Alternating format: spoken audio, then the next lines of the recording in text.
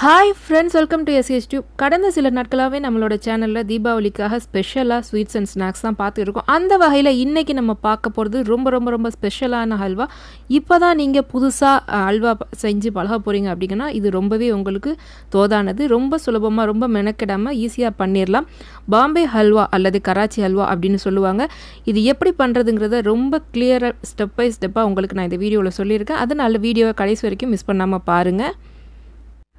இன்றைக்கி நான் இதுக்கு 1 கப் அளவு கார்ன்ஃப்ளவர் எடுத்திருக்கேன். அதாவது சோள மாவு 1 கப் அப்படிங்கிறது 120 கிராம் வரும் உங்களுக்கு. 1 கப் சோள மாவுக்கு 2 கப், எந்த கப்பில் நம்ம மாவு எடுத்தோமோ அதே கப்லேயே 2 கப் அளவு தண்ணி சேர்த்துக்கலாம். இந்த மாவு உங்களுக்கு கட்டி தட்டாது, அதனால நீங்கள் தண்ணியை மொத்தமாக ஊற்றிட்டு ஜஸ்ட் ஒரு விஸ்கால் கிண்டி விட்டிங்கன்னா கட்டி இல்லாமல் நல்லா உங்களுக்கு கரைஞ்சி வந்துடும். இதை நம்ம நல்லா கரைச்சிட்டு தனியாக எடுத்து வச்சிடலாம். மாவை நல்லா கரைச்சிட்டு நம்ம ஒரு ஓரமாக எடுத்து வச்சுட்டு இதுக்கு இப்போ சுகர் சிரப் காய்ச்சிக்கலாம். 1 கப் மாவுக்கு 2 கப் அளவு சுகர் எடுத்திருக்கேன். நம்ம எந்த கப்பில் மாவு அளந்தோமோ அதே கப்பில் தான் நம்ம சுகர் அளந்துக்கிறோம். இன்கேஸ் உங்களுக்கு கிராம் கணக்கில் வேணும் அப்படின்னா 1 கப் சுகர் அப்படிங்கிறது 200 கிராம் வரும். இனிப்பு உங்களுக்கு கூட குறைய வேணும் அப்படின்னா நீங்கள் அதுக்கு தகுந்த மாதிரி அட்ஜஸ்ட் பண்ணிக்கோங்க. இந்த சுகரை வந்து நம்ம கம்பி பாகுபாதம் அந்த மாதிரி எந்த பதத்துலையும் காய்ச்சணும்னு அவசியம் இல்லை. இந்த அல்வாவுக்கு ஜஸ்ட் நீங்கள் பாயில் பண்ணிவிட்டு எல்லா சுகரும் நல்லா அது கரையிற வரைக்கும் நீங்கள் காய்ச்சிக்கிட்டாவே போதுமானது. பாருங்கள், இந்த மாதிரி நல்லா கொதி வந்ததுக்கப்புறமா ஒரு வாட்டி செக் பண்ணிக்கோங்க சுகர் எல்லாம் நல்லா கரைஞ்சிருச்சா அப்படின்னு. நல்லா கரைஞ்சிருச்சுன்னா இப்போ நம்ம அடுத்த ஸ்டெப் பண்ணிடலாம். இதில் 1 டீஸ்பூன் அளவு லெமன் ஜூஸ் வந்து நம்ம ஆட் பண்ணிக்கலாம். இது வந்து சுகர் வந்து நம்ம பாகு காய்ச்சிரும் இல்லையா, ஆறுனதுக்கப்புறமா மேலே ஒரு மாதிரி ஒரு லேயர் மாதிரி ஃபார்ம் ஆகும். கிறிஸ்டலைசேஷன் ஆகிறத தடுக்கிறதுக்காக நம்ம லெமன் அதில் ஆட் பண்ணுறோம். இப்போ நம்ம ஆல்ரெடி கரைச்சி வச்சுருக்க மாவை எடுத்து லைட்டாக இன்னொரு வாட்டி நம்ம விஸ்கை வச்சு கிளறி விட்டுக்கலாம், இல்லைனா மாவு கீழே போய் தங்கிரும். இப்போ நம்ம கரைச்சி வச்சுருக்க மாவை சுகர் சிரப்பில் ஊற்றி நல்லா மிக்ஸ் பண்ணிக்கலாம். அடுப்பை வந்து மீடியம் லோலேயே வச்சுக்கோங்க. மாவை நம்ம இதில் சர்க்கரை பாகில் சேர்த்ததுமே கைவிடாமல் கிளற ஆரம்பிச்சிருங்க. இந்த கார்ன் ஸ்டார்ச் என்ன ஆகும்னா, நீங்கள் வந்து அடுப்பில் சேர்த்ததுமே லைட்டாக கட்டி தட்ட ஆரம்பிக்கிற மாதிரி இருக்கும். பயப்பட வேணாம், அதை நீங்கள் வந்து கரைக்கிறதுக்கு ட்ரை பண்ண வேணாம். ஜஸ்ட் நீங்கள் கிளறிக்கிட்டே இருங்க. ஓரத்தில் எல்லாம் வந்து ஒட்டாத அளவுக்கு நீங்கள் ஜஸ்ட் கிளறிக்கிட்டே இருங்க.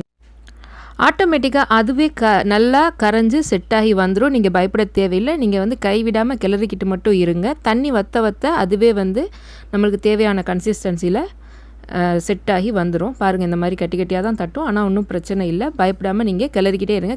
கிளறதை மட்டும் நிறுத்திடாதீங்க. இடையில சுற்றிலையும் கிளறணும், நடுவுலையும் நீங்கள் கரண்டியை வந்து விட்டு கிளறி விட்டுக்கிட்டே இருங்க. பாருங்கள், இப்போ ரொம்ப கெட்டியாக ஆரம்பிக்க போகும்போது உங்களுக்கு சிரமமாக இருந்ததுன்னா அடுப்பை வந்து சிம்மில் மாற்றிக்கோங்க. சிம்மில் வச்சுட்டு இதே மாதிரி கிளறிக்கிட்டே இருங்க. கிளறிக்கிட்டே இருக்க போகும்போது என்ன ஆகும்னா, இப்போ நல்லா வெள்ளையாக இருக்கு இல்லையா, இது வந்து ஒரு மாதிரி டிரான்ஸ்பரண்ட் கலருக்கு மாறும். கண்ணாடி மாதிரி கொஞ்சம் ஷைனிங்காக ஆகும். ஸோ அந்த ஸ்டேஜில் நம்ம நெய் சேர்த்து கிளற ஆரம்பிக்கணும். பாருங்கள், இப்போ முதல்ல ரொம்ப வெள்ளையாக இருந்தது இல்லையா, அது வந்து இப்போ ஒரு மாதிரியா ஷைனிங்காக கிளாஸி டெக்ஸ்டராக ஆகும். இந்த டைமில் 1லேருந்து 2 டேபிள் ஸ்பூன் அளவு கீ சேர்த்துட்டு நம்ம அதை வந்து மிக்ஸ் பண்ணி கிளறிக்கிட்டே இருக்கணும். இந்த ரெசிபிக்கு 3/4 கப் நெய் உங்களுக்கு தேவைப்படலாம். 1/2 கப்லேருந்து 3/4 கப் நெய் தேவைப்படலாம். ஸோ இப்போ 2 டேபிள் ஸ்பூன் நெய்யை சேர்த்துட்டு இந்த மாதிரி கிளறிக்கிட்டே இருக்கணும். மாவு வந்து நெய்யெல்லாம் நல்லா உறிஞ்சிட்டு திரும்ப வந்து ட்ரை ஆன மாதிரி இருக்கும். அந்த டைமில் திரும்ப 2 டேபிள் ஸ்பூன் நெய்யை ஊற்றி திரும்ப கிளறணும். இதே ப்ராசஸ் தான் நீங்கள் 1/2 கப்லேருந்து 3/4 கப் நெய்யை முடிக்கிற வரைக்கும் நீங்கள் கண்டினியூ பண்ணணும். இதுவரை நீங்கள் நம்மளோட சேனலை சப்ஸ்கிரைப் பண்ணலைன்னா இப்போவே கீழே இருக்கிற ரெட் கலர் பட்டனை கிளிக் பண்ணி சப்ஸ்கிரைப் பண்ணிக்கோங்க. கூடவே பக்கத்தில் இருக்கிற பெல் ஐக்கானையும் கிளிக் பண்ணிட்டீங்கன்னா நான் எப்போ அப்டேட்ஸ் கொடுத்தாலும் உடனுக்குடன் உங்களுக்கு வந்து சேருங்க. பாருங்கள், இந்த மாதிரி இப்போவே வந்து ஒரு நல்ல ஒரு அல்வா கன்சிஸ்டன்சிக்கு வந்துருச்சு. நெய் தேவைப்பட்டால் நம்ம ஆட் பண்ணலாம், இல்லை போதுன்னா நீங்கள் இந்த ஸ்டேஜ்லேயே நெய் ஆட் பண்ணுறதை நிறுத்திடலாம். மாதிரி அல்வா நல்லா சுருண்டு வந்ததுக்கு அப்புறமா நம்ம ஒரு கைப்பிடி அளவு முந்திரி நான் இந்த மாதிரி சின்ன சின்னதாக கட் பண்ணி வச்சுருக்கேன். இதை நம்ம வந்து ஆட் பண்ணிக்கலாம். கூட நீங்கள் சேர்த்துக்கலாம், ஒன்றும் பிரச்சனை இல்லை. ஸோ அதையும் ஆட் பண்ணிவிட்டு நல்லா நம்ம மிக்ஸ் பண்ணி விட்டுக்கலாம். ஸ்டேஜில் கொஞ்சமாக நான் ஆரஞ்சு ஃபுட் கலர் ஆட் பண்ணுறேன். நீங்கள் வீட்டுக்கு செய்கிறதுக்கு தயவு செஞ்சு ஃபுட் கலர் அவாய்ட் பண்ணிடுங்க. முடிஞ்ச வரைக்கும் food colour சேர்க்காதீங்க.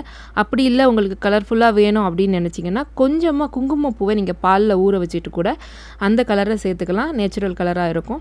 So colour add பண்ணதும் நான் நல்லா மிக்ஸ் பண்ணி கொடுத்துட்ருக்கேன். பாருங்கள் இந்த மாதிரி சுருண்டு வர ஆரம்பிச்சிருச்சு, ஓரத்தில் ஒட்டாமல். இன்னும் கொஞ்சம் நேரத்தில் நம்மளுக்கு அல்வா சூப்பராக ரெடி ஆயிரும்.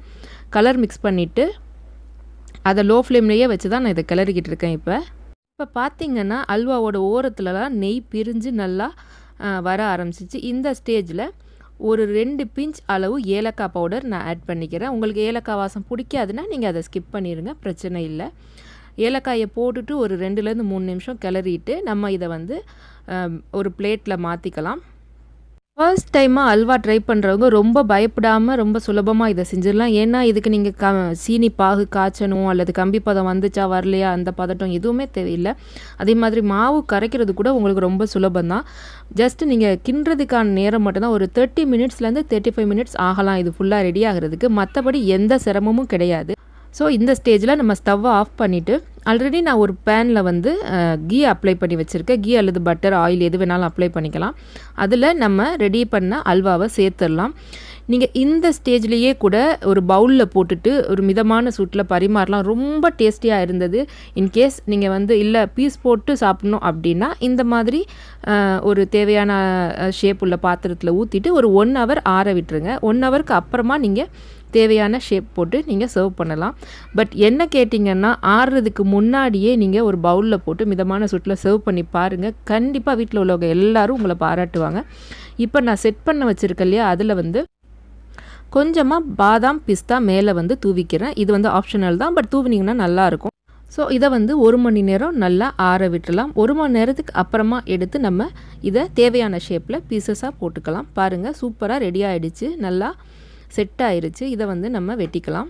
இப்போ இதை நீங்கள் ஒரு வாட்டி ட்ரை பண்ணி பார்த்துச்சு உங்களுக்கு எப்படி வந்தது அப்படிங்கிற ஃபீட்பேக்கை மறக்காமல் நம்மளோட கமெண்ட் செக்ஷனில் என் கூட ஷேர் பண்ணிக்கோங்க. இந்த வீடியோ உங்களுக்கு பிடிச்சிருந்ததுன்னா லைக் பண்ணுங்கள், கமெண்ட் பண்ணுங்கள், உங்கள் ஃப்ரெண்ட்ஸ் அண்ட் ஃபேமிலி கூட மறக்காமல் ஷேர் பண்ணிக்கோங்க. சீக்கிரமே இன்னொரு இன்ட்ரெஸ்டிங்கான ரெசிபியோடு உங்கள் எல்லாரையும் நான் சந்திக்கிறேன். அது வரைக்கும் take care, bye bye, thanks for வாட்சிங்.